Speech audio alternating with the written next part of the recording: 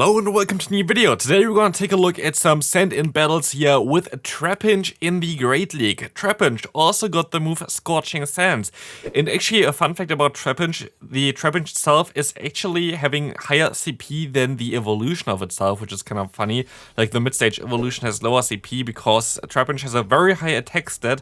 So we're going to most likely see a lot of damage coming from this super small guy here today, and I'm all for it. So today we're going to have a little bit more spice here right now. So, let's see what we're going to have here. We're going to have a triple buff team here with Mantine as well with new move Wing Attack, or like the buffed move Wing Attack. We're going to have our good friend the Hitmontop as well as of course the Trapinch in the back. Here we're going to now have a very tough matchup for you as Venusaur going to be able to go for a charge, but you're going to see now the swap into the what's called Swampert here, which is going to use a shield. This is not looking good for you, but for whatever reason the opponent decides to go for a charge move, and we are going to see a cut in there. This was not my cut. I think they just came onto like the stop recording button or like some other stuff coming in here. So this was like now the end of this battle where like 3 seconds were missing, but we will see now that Trapinch is going to be able to go for a crunch against the Swampert and still goes for a move against the Venusaur. The Venusaur should be able to survive this here, right? Kinda, but not really. This was an insane amount of damage there by the Trapinch, which is kinda wild. As now we're going to see a matchup against the Lantern. You're going to be forced to use a shield here, as of course Surf going to hurt quite a bit and you are a very squishy boy. But it's also a shiny Trapinch here, so that gives some extra damage, as you can see here right now. Going to be able to one-shot the Lantern, as we will see again the Scrafty coming back in here, going for a power punch. Look at the damage output of the power punch though, like this usually does not that much damage, but we will see another Scorching Sand coming through. We're gonna get shielded and we see the Mantine coming through, which is going to be the better matchup compared to the Hitmontop. Is you're going to be able to resist the fast moves as well as power punch on the Mantine, while on Hitmontop it's not the case. We see the, actually gonna see a shield coming up, which was a really nice decision here, as we will see the Gligar coming through, going to get one-shotted by one Ice Beam, and the Hitmontop comes through, going to get the knockout as the opponent decides to forfeit. We're going to see a fellow Shadow Gardevoir user. I already made a video about Shadow Gardevoir, definitely check that one out if you haven't already. Triple Axle now on this Pokemon as well, so it can buff its attack, but this is the issue with the Gardevoir, you don't even get to the attack usually, so that's a little bit awkward.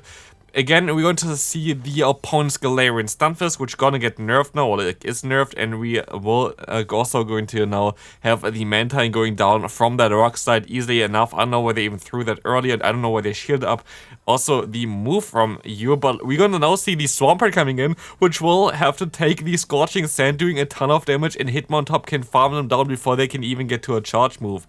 You can go straight for the close combat if you want to, but you're going to let this move go through. It's going to be the Earthquake, and now close combat, gonna get either the final shield or the knockout here. Let's see. Going to be the final shield. The opponent still tries to hang in here right now, but another close combat will seal the deal, as the Galarian Stunfisk does not have enough to survive this one. And we will now move on into the next game. Going to be the Medicham against us here right now. Going to be a great lead for you, as this is going to be a super positive lead for the Mantine. And we will see the Carbink coming in. And now Trapinch can literally trap the Carbink in here, which is kind of funny. So Trapinch is trapping them all, going to be able to get a ton of damage onto them, but you're going to be forced to use a shield because a Moonblast will definitely knock you out from this range. You can try to go for a crunch now, which is going to be a little bit less energy to waste here against the opponent, as we're going to see the knockout coming through.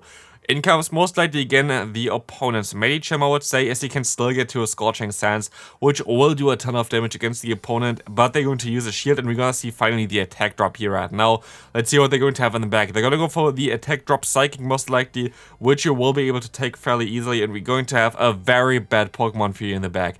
Toxapex is actually a Pokemon I kind of want to take a look at the next time Great League is around, after we are done with showcasing all the move updates, because Toxapex is definitely one of the big winners of the season, which going to now not have to deal with, at least not as often currently, at least with Lantern. I think it's going to change a little bit, but also it's a little bit better against a lot of Pokemon in the current meta, so definitely an interesting Pokemon to take a look at. But here right now, a tough one to beat, as the opponent going to be able to still survive this Aerial Ace without a doubt here, as you even can go for another one afterwards. They're going to give you maybe even a chance here if you can farm them down, but this should be a Ice Punch actually only, so if you can get the farm down, then that's so annoying. Super close there, just one more fast move missing, but we're gonna move on to another fighting type lead here with the Hitmontop.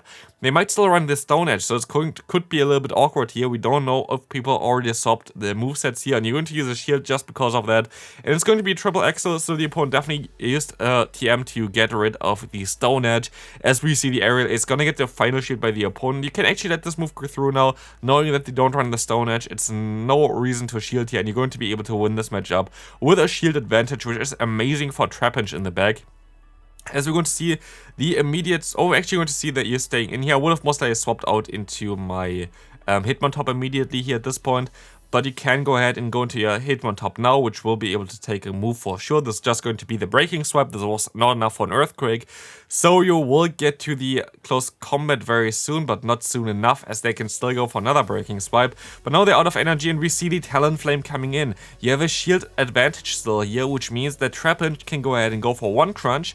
And I guess you're going to shield this next move up here as well, as Trapinch is your best play right now, as it can even go ahead and go for another crunch against the opponent. You're even going to do it before the Incinerate damage is coming through, which helps this Pokemon out quite a bit, because now you're most likely going to be even able to reach another move here. Yes, against the opponent's Steelix. This is going to be enough to knock them out, and this is going to be another big win for Trapinch. Great lead for you right now. This is exactly where you want to encounter the Venusaur, as you are mentally going to be able to do a ton of damage against them, outspeed the opponent now as well. You're always going to win this in the 1 and 2 shield scenario. You're going to use a shield though against the Frenzy Plant, as you can now farm them down, but the opponent decides to go into a Wall Rain. Very slow swap here into the Hitmontop, but you still can take a move for sure. Earthquake is even now a little bit weaker, but of course, as you see here already, the other move already is going to be enough to really knock you out, and you're gonna go straight for the close combat, which is going to help you out quite a bit. And we will see a team that's double weak against the Mantine, which is definitely going to be interesting. But you're shield down, Mantine already lost some health. You're definitely going to have to rely on your Trapinch later on for this matchup right now. Going to use a shield against a Psychic, which is definitely a smart decision here, as Psychic going to do a ton of damage, but the opponent makes a great play here by catching the Aerial Ace onto the Venusaur. Like this, you're going to be able to get the final shield most likely from the opponent here with this Aerial Ace, and I think their energy dries, so you should be able to outspeed them with your Trapinch to a Scorching Sand, and this definitely Scorching Sand rate, please. Or they can still get to a move. Can you survive it? Please be Power Punch. It is Power Punch, and like this, the opponent is gonna go down here right now, as the Scorching Sand is coming through, going to get the clean knockout here, and we can move on into the next game here right now. We're going to have a Sableye, but as you can see here right now, the opponent is not purified, meaning they're most likely running currently the rock type coverage move of Power Gem. So you're going to be forced to use a shield here, rightfully, as they're going to use Shadow Sneak, which does not make any sense at all. Shadow Sneak is sadly such a horrible move. Like, even a lot of times, like, even like maybe resistant variant of the Foul Play might be better, but like, yeah, Shadow Sneak is so bad, sadly. But also, what is going to be bad for you right now is going to be the Azumarill matchup, because, okay, you're gonna get a shield for an Aerial Ace, that's already kind of nice, but you're not going to have the best answers for this Pokemon in the back, and you're going to use a shield here, which I definitely agree with. Hopefully, they're going to use a shield here right now as well against you. Let's see, they do not, but you're going to be able to get them at least a little bit lower, and this is going to be the best bet for you, as you're going to get the Aerial Ace off. They're going to no shield again, and you're going to lose your Mantine here right now to an Ice Beam from the opponent's shiny Azumarill. But we will see the Hitmontop coming through, and you have to hope that you're going to get to the move in time, and you do gonna get to the move in time, which is going to be the Triple Axel, gonna get shielded, gonna get them low enough that you're most likely even going to be able to mud-shot them down here with your Trapinch. Let's take a look at this one, please. We're going to see the Marowak in the back, and you know already what is coming. Trapinch gonna go for the Scorching Sands, gonna get a ton of damage onto them, not enough to knock them out, but they're gonna get the attack drop, and there's only a Bone Club, not gonna do enough damage against you, and you can go for the crunch, and Trapinch is going to be able to win this game here with a crunch coming through. Next opponent, we're going to see a Venusaur against you right now. This is going to be an interesting matchup, as the Aerial Ace is coming through here from the Mantine. Gonna get a ton of damage onto them, and there's actually the clone variant. I really hope that those clone variants coming back, because I really wish I had a good IV variant of those, or like in general those, because they just look so cool. But now we're going to have the Aerial Ace coming through against the Azumarill. You kind of need to use your Mantine for both the Azumarill as well as the Venusaur. That's a little bit of a tough one, but you can still survive at least one Ice Beam here from the Azumarill, as you can reach 2 more Aerial Aces for sure here. First one is coming through right now, and the next one you're going to outspeed the the opponent just barely here to the next charge move.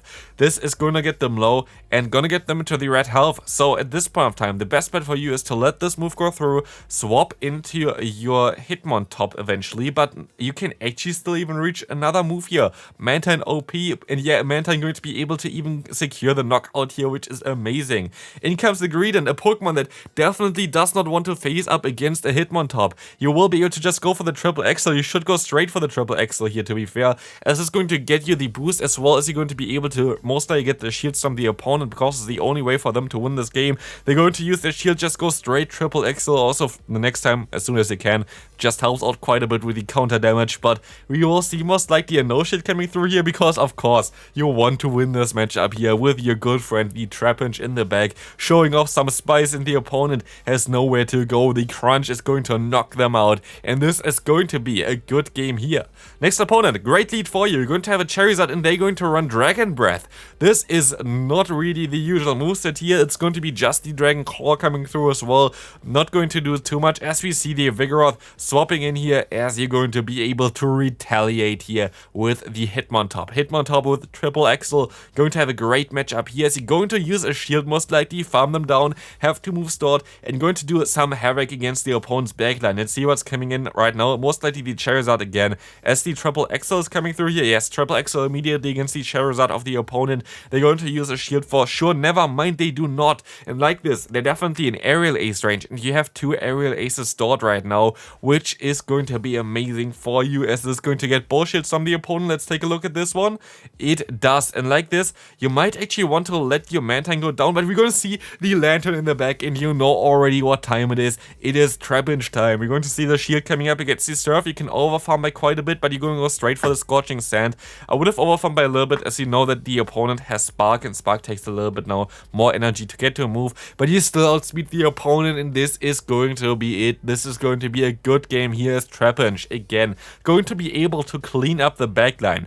Horrible lead for you, but you have 2 ends in the back, so the Galarian Stunfisk is going to meet now the Hitmontop, but the Hitmontop is going to meet the Azumarill. This is not ideal for you, but you can buff your attack, and also you're going to be able to actually go for another triple XL. I thought you would go for the close combat with the boosted attack stat here right now, but you don't. But you're going to use a shield here, which is interesting. Maybe you can actually flip switch. That would be interesting here right now. Let's see. We're going to see now the triple XL coming through again. If the opponent knows that they can let this move go through, but they do not let this move go through, and you're going to use another shield here. Yes, let's see if actually the Hitmontop can just boost through the opponent's Azumarill. If you were Shadow, you would have been already down, and yes, you're going to be able to knock them out. And you're gonna go here for the close combat against the Dragon and Flying type Pokemon. The one time where you really would like to go for the triple XL, but it's understandable to just go for a blind throw there, as we will see now the Mantine going for the aerial ace, getting the final shield by the opponent, and you see the swap into the Galarian Stunfisk. Catching a move here is amazing. Rock Slide not gonna do enough damage, and can you reach the Scorching Sand in time? You can do this, and this is going to get the clean knockout against the opponent's Galarian Stunfisk, as they now only have the Altaria left. They're gonna go for a charge move, but this is going to only be enough to knock out the 1 Pokemon here, but Mantine still reaches an aerial ace for sure,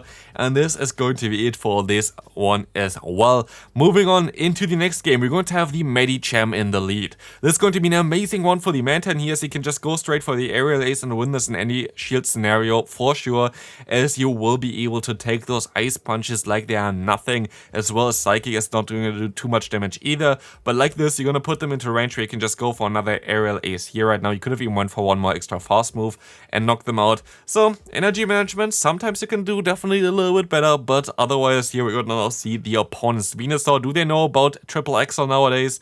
They do not, and you would be able to actually most likely realign if you wanted to and shield this move up, but are you actually going to do that? I like this play. I like this play a lot, but they're going to still get to another move here, so that's a little bit awkward. But you have a buffed Hitmontop here, which is going to now go down with the Galarian Stunfisk. We're going to see the close combat coming in immediately. I would have went for the triple XL most likely, and for good reason here, so you will be able to catch a move onto your Trapinch. It's going to be the Earthquake, and it's going to be sadly a little bit too much for the small boy here right now. but you're still going to have your Mantine, and also you're going to have some nice energy still on your Hitmontop. And now actually I would have went to the Hitmontop instead. This can be a little bit tricky, but you can at least go for the Ice Beam here right now, which is gonna get the shield from the opponent, so maybe this was actually the right call here, as you're gonna now take damage from the rock side, but they have to get at least 2 more Force Moves to get to the Earthquake, and this is not enough for them, not enough time, as this close combat going to get the knockout here right now.